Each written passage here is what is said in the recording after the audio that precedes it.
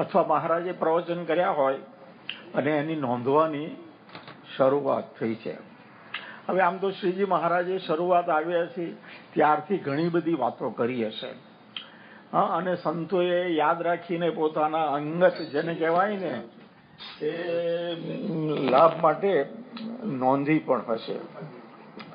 પણ હવે આ વચનામૃતનો પ્રસંગ એવો છે કે શ્રીજી મહારાજ ગઢડામાં એકવાર રાત્રે ઉતારામાં પોતાને ઉતારે બેઠા હતા, અને ત્યાંથી થોડેક દૂર એટલે 5-25 હાથ દૂર કે 5-25 મીટર સાધુની જાયગા હતી, એટલે કે સંતોનો નિવાસ હતો.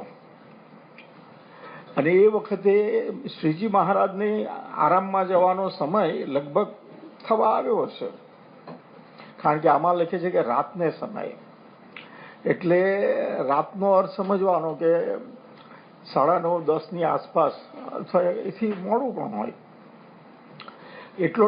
એટલો સમય થયો છે. તે વખતે સાધુની જાયગામાંથી, એટલે કે સાધુનો જે ઉતારો છે ત્યાંથી સુંદર કીર્તનનો અવાજ આવ્યો. કોઈક સંત કીર્તન ગાતા હશે, બાજુમાં એમની જોડે કોઈક વાજિંત્રથી એટલે કે તાનપુરો હશે કે પછીથી એવા કોઈ વાજિંત્રથી એને સંગત આપી રહ્યા હતા, અને એ અવાજ શ્રીજી મહારાજે સાંભળ્યો. મહારાજ કે છે અત્યારે રાત્રે કોણ કીર્તન ગાય છે આટલી મોડા? સુવાનો ટાઈમ છે. એટલે મહારાજે એમની જોડે જે સેવકો હતા એમાંથી એક સેવક, મારો એવો ખ્યાલ છે એનું નામ દેવજી વગર હશે કે એવું કંઈક છે, એને મહારાજે કહ્યું તપાસ કરો અત્યારે કોણ ગાય છે. હવે પેલા ભગત હશે એનું ખાતું લાહર્યું હશે, એટલે થોડે દૂર જઈને આવ્યા ને આમ અવાજ જરા વધારે, એ મહારાજ પાસે આવીને કહે છે કે મહારાજ બ્રહ્માનંદ સ્વામી ગાય છે. શ્રીજી મહારાજ કહે છે એમ ચાલો આપણે જાતે જઈએ તપાસ કરીએ. એટલે શ્રીજી મહારાજને એમની જોડે એમના જે સેવકો હશે, 2 પાર્ષદો કે પછી મૂળજી બ્રહ્મચારી વગેરે, એ મહારાજ એમને બધાને સાથે સંતોના ઉતારામાં જાય છે. હવે કદાચ પગથિયા ચડવાના હશે, નહીં હોય, આપણને બહુ કંઈ ખ્યાલ નથી, પણ જે એ હોલ જેવું હતું એમાં કેટલાક સંતો સૂતા હતા. એનો અર્થ કે સુવાનો ટાઈમ થઈ ગયો હશે ને. હરિચરિત્રામૃત સાગરમાં આધારાનંદ સ્વામી પોતે આવું નોંધે છે. અને તે વખતે એક જગ્યાએ મુક્તાનંદ સ્વામી કીર્તન ગાતા હતા, અને આ આધારાનંદ સ્વામી મુક્તાનંદ સ્વામીના શિષ્ય અથવા સેવક, એ એમને પેલા વાજિંત્રથી એને કહે ને સંગત આપી રહ્યા હતા. હવે શ્રીજી મહારાજ પધાર્યા, આધારાનંદ સ્વામીએ જોયું, મુક્તાનંદ સ્વામી તો માની લે આંખો મીચીને ગાતા હશે, પણ એમણે કહ્યું કે શ્રીજી મહારાજ પધાર્યા છે. એટલે મુક્તાનંદ સ્વામી જાગૃત થયા, સાવધાન થયા. ત્યાં તો પછી બીજા નહીં, બધા સંતો ખબર પડી એટલે બીજા બધા તાત્કાલિક બેઠા થઈ ગયા.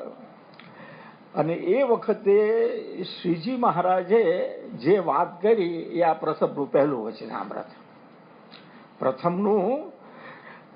તો તે વખતે પછી શ્રીજી મહારાજે વાત કરી, અને છેલ્લે મહારાજે કહ્યું કે મુક્તાનંદ સ્વામીને આજ્ઞા કરી કે અમે જે કથા કરીએ એ તમારે નોંધી લેવી.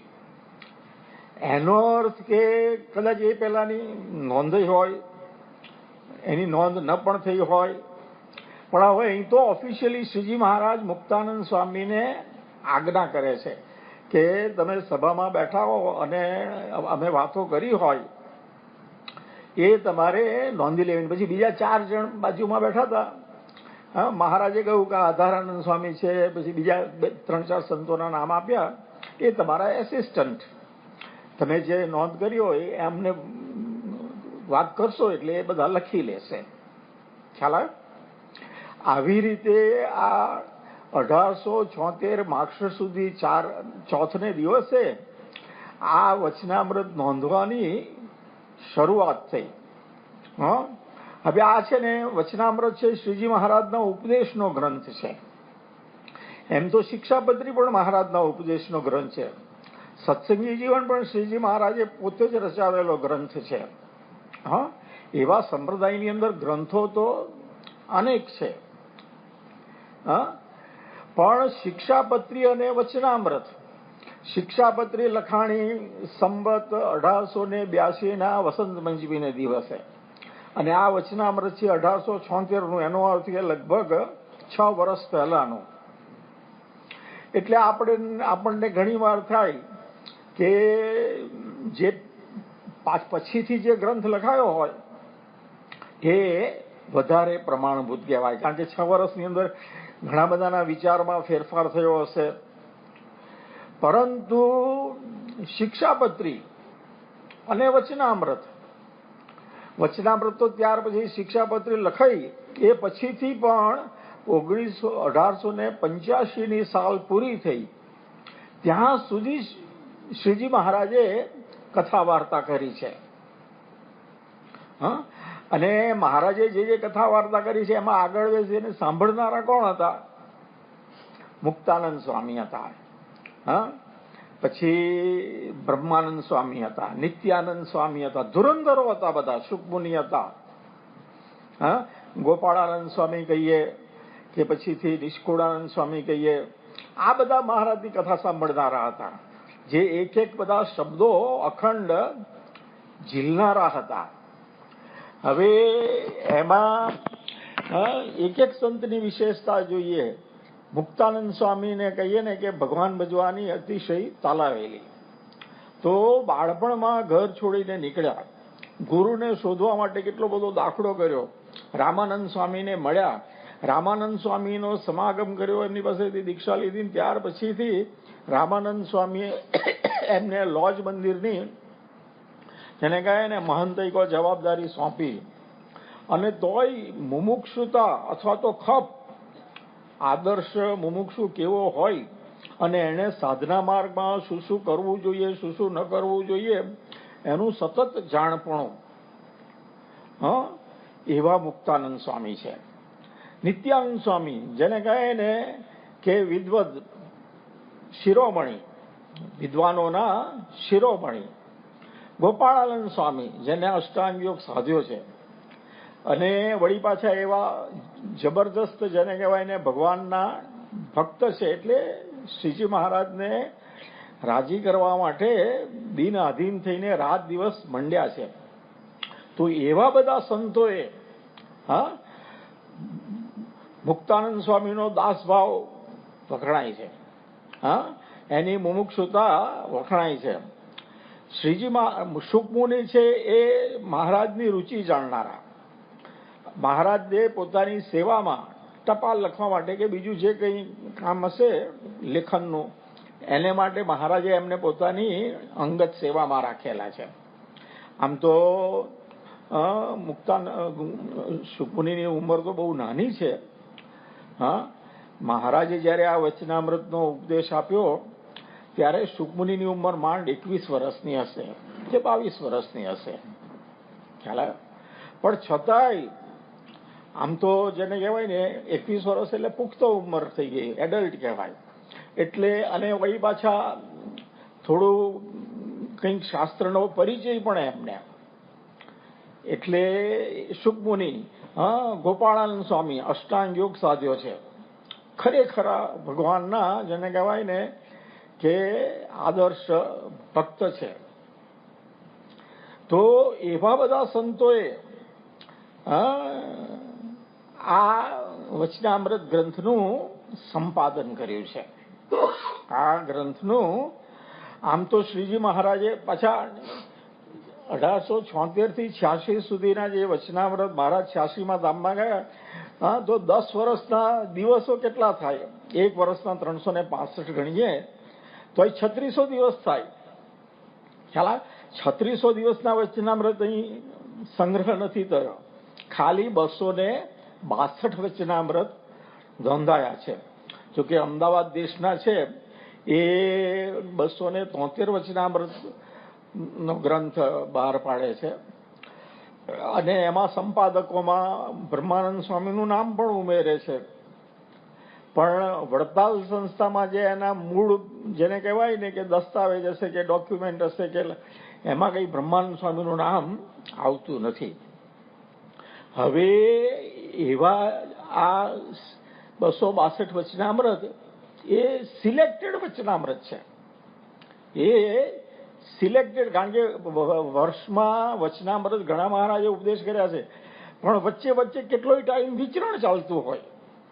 મહારાજ ગઢડાથી વડતાલ આવ્યા હોય અથવા નાના નાના ગામડાઓમાં ફરવા ગયા હોય, તો એવા દિવસે વચનામૃતની કથા મહારાજે ત્યાં એમનેમ કથા કરી હોય પણ ન નોંધી હોય અથવા કથા જ ન કરી હોય, એવું પણ બને.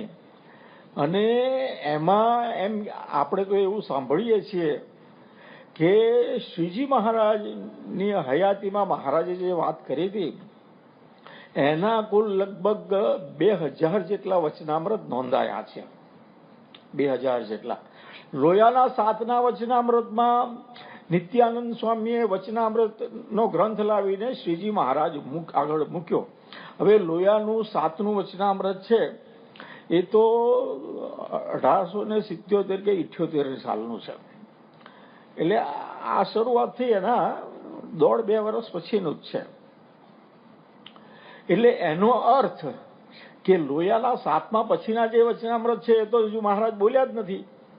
તો એટલે તે વખત સુધીના જેટલા વચનામૃતો નિત્યાનંદ સ્વામીએ નોંધ્યા હશે, સંપાદિત કર્યા છે, મહારાજને બતાવ્યા, શ્રીજી મહારાજ બહુ જ રાજી થયા.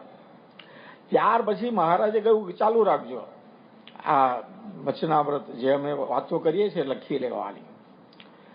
અને ત્યાર પછીથી ફરીથી શ્રીજી મહારાજને આ ગ્રંથ બતાવ્યો હોય એવું લખાણમાં ક્યાંય મળતું નથી, પણ એમ કહેવાય છે કે મહારાજ એ ગ્રંથ જોયેલો.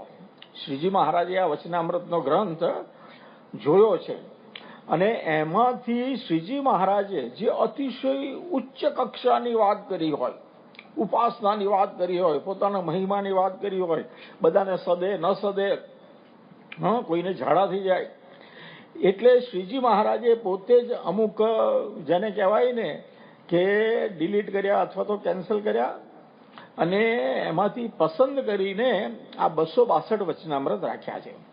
262.